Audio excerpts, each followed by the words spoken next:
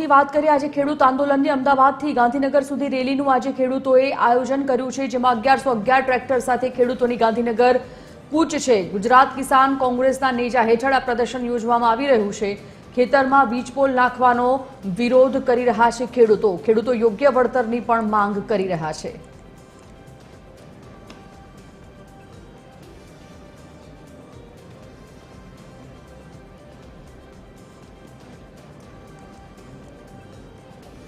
સંવાદદાતા આયુષી યાજ્ઞિક લાઈવ જોડાઈ ગયા છે। આયુષી, ખેતરમાં વીજપોલ નાખવાના વિરોધ સાથે ખેડૂતો આજે ટ્રેક્ટર રેલી કાઢી છે અને ટ્રેક્ટર રેલીમાં લગભગ 1111 જેટલા ટ્રેક્ટર રેલી સાથે ખેડૂતો ગાંધીનગર તરફ કૂચ કરી રહ્યા છે, પરંતુ વાત એ સામે આવી છે કે ખેડૂતોને શાંતિપુરા પાસે અટકાવી દેવામાં આવ્યા છે। શું વિગત, શું પરિસ્થિતિની ખેડૂતોની ડિમાન્ડ શું છે?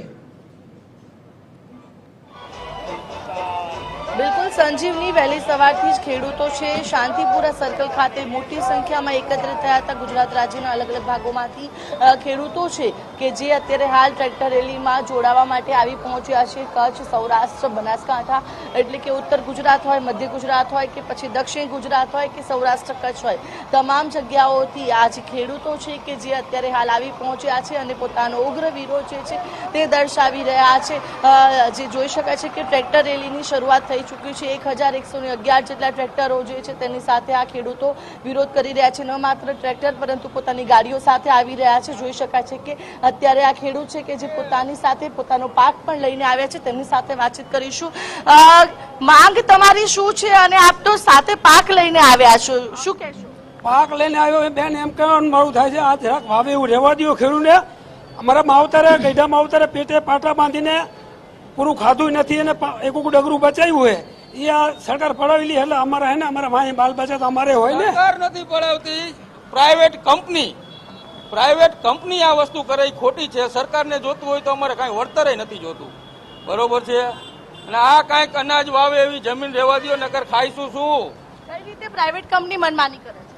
અદાણી કંપની બસ એમને અંડરમાં રહીને, સરકારની અંડરમાં રહીને બિલકુલ, એટલે કે અત્યારે હાલ જોઈ શકાય છે કે પોતાની ગાડીઓ હોય કે પછી ટ્રેક્ટર 1111 તો છે, પરંતુ સાથે સાથે આ રીતે જે ખેડૂત છે કે પોતાનો પાક સાથે લઈને આવ્યા કે ભાઈ અમને તમે ખેતી કરવા લાયક રહેવા દો, કારણ કે વીજ પોલ જ્યારે લગાવવાની વાત હોય તેના કારણે તેમના ઊભા પાકને સીધું જ નુકસાન પહોંચે છે। જ્યારે જે વીજ લાઈન પસાર કરવાની હોય એ જ ખેતરમાંથી હેવી મશીન્સ પસાર થાય છે અને એ મશીનોના કારણે ખેડૂતોની જે ઊભો પાક હોય છે તેને નુકસાન થાય છે। યોગ્ય વળતર પણ તેમને નથી ચૂકવવામાં આવતું તેવો તેમનો આક્ષેપ છે। એટલે કે આ તમામ આક્ષેપોની વચ્ચે અત્યારે હાલ મોટી સંખ્યામાં જોઈ શકાય છે કે સતત જે ટ્રેક્ટર લઈને ખેડૂતો છે તે અહીંયા આવી રહ્યા છે અને આ જે માંગ છે જો નહીં સ્વીકારાય તો હજુ પણ ઉગ્ર વિરોધ કરવામાં આવશે। જો કે અત્યારની જે પરિસ્થિતિ છે, ખેડૂતો શાંતિપુરા સર્કલથી રવાના થઈ ગયા છે અને આગળની તરફ જે રીતે તેમની જે પરવાનગી છે ગાંધીનગર સુધી જવાની નથી મળી રહી। ગાંધીનગરમાં પણ ચુસ્ત પોલીસ બંદોબસ્ત ખડકી દેવામાં આવ્યો છે કે જેથી એ લોકો પ્રવેશ ન કરી શકે, પરંતુ બીજી તરફ ખેડૂતો જે છે તે અડગ છે કે તેઓ કંઈ પણ થાય તેઓ ગાંધીનગર સુધી તો પહોંચશે જ। ખેડૂતો સાથે વાતચીત કરીશું। લાગે છે કે ટ્રેક્ટર રેલી ગાંધીનગર સુધી પહોંચશે? કોને પરવાનગી લીધી એટલે ત્યાં આવ્યા? અરે માને કે ન માને, જવું છે ફાઇનલ છે। એટલે કે ખેડૂતો ગાંધીનગર તો જવાના જ છે તેવું તેમના દ્વારા કહેવામાં આવી રહ્યું છે, કારણ કે જે રીતે મોટી સંખ્યામાં ખેડૂતો અહીંયા આવ્યા છે અને આ જે ખેડૂતો જે છે અત્યારે જે રીતે પોતે પોતાની પ્રતિક્રિયા આપી રહ્યા છે ખૂબ જ કંટાળેલા છે, કારણ કે તેઓના પાકને નુકસાન થાય છે, યોગ્ય વળતર નથી ચૂકવવામાં આવતું, તેમની જમીન છે તે વીજ પોલ માટે લઈ લેવામાં આવે છે અને ન માત્ર એટલી માંગ છે પરંતુ સાથે સાથે તેમની માંગ એ પણ છે કે જે રીતે જે તેમને ખાતરના ભાવ જે રીતે સતત વધી રહ્યા છે, બીજી તરફ જે તેમને જે જ્યારે પણ કોઈ પણ સહાય ચૂકવવાની હોય તે પણ તેમને નથી ચૂકવવામાં આવતી। એટલે કે આ તમામ અલગ અલગ માંગની સાથે અત્યારે જે દૂર દૂર સુધી જોઈ શકાય છે કે અંદાજિત જે 3 કિલોમીટર લાંબી આ લાઈન છે એ ટ્રેક્ટરોની જે ગાંધીનગર સુધી જવાની છે। ટ્રેક્ટર રેલીની શરૂઆત થઈ ચૂકી છે, જો કે હજુ પણ સતત ટ્રેક્ટરો જે છે તે આવી રહ્યા છે અને આ ટ્રેક્ટર રેલી હવે ગાંધીનગર પહોંચે છે કે નહીં તે પણ જોવું રહ્યું, કારણ કે એક તરફ ખેડૂતો અડગ છે કે તેઓ ગાંધીનગર ગાંધીનગર ખાતે પહોંચશે. બીજી તરફ જે પરવાનગી છે તે માત્ર ને માત્ર જે 19 સુધીની આપવામાં આવી છે. હવે આગળ કઈ રીતે ખેડૂતો પહોંચે છે, જે રીતે ગાંધીનગરમાં ચુસ્ત પોલીસ બંદોબસ્ત પણ ખડકી દેવામાં આવ્યો છે, કોઈ પણ પ્રવેશ ન આપવામાં આવે તે પ્રકારની જે સુરક્ષા ગોઠવવામાં આવી છે. આ તમામની વચ્ચે હવે ટ્રેક્ટર રેલી છે ખેડૂતોની શરૂ થઈ ચૂકી છે અને હવે ગાંધીનગર જવા દે છે કે નહીં તે જોવું રહ્યું. સંજીવની. અત્યારે ખેડૂતો ડિમાન્ડ કરી રહ્યા છે. પહેલા તો એ લોકો વીજપોલનો જે વિરોધ છે, ખેતરોમાં વીજપોલ, તેનો વિરોધ કરી રહ્યા છે. જે વળતર માટેની માંગ છે તે કયા ખેડૂતો વળતર, શેનું વળતર માંગી રહ્યા છે? જે લોકો, જે ખેડૂતોના ખેતરમાં વીજપોલ ઊભા કરી દેવામાં આવ્યા છે એના બદલે તેઓ વળતર માંગી રહ્યા છે. બીજું કે અત્યારે જે પ્રકારે અત્યારે ટ્રાફિક દેખાઈ રહ્યો છે, લાંબી કતારો ગાડીઓની અને ટ્રેક્ટરોની દેખાઈ રહી છે, જે રસ્તા પર આટલી મોટી રેલી યોજાઈ રહી છે, ત્યાં ટ્રાફિકની કોઈ સમસ્યા ઊભી થઈ છે ખરી રાબેતા મુજબ જે અવર જવર કરતા લોકો હોય એ લોકો માટે?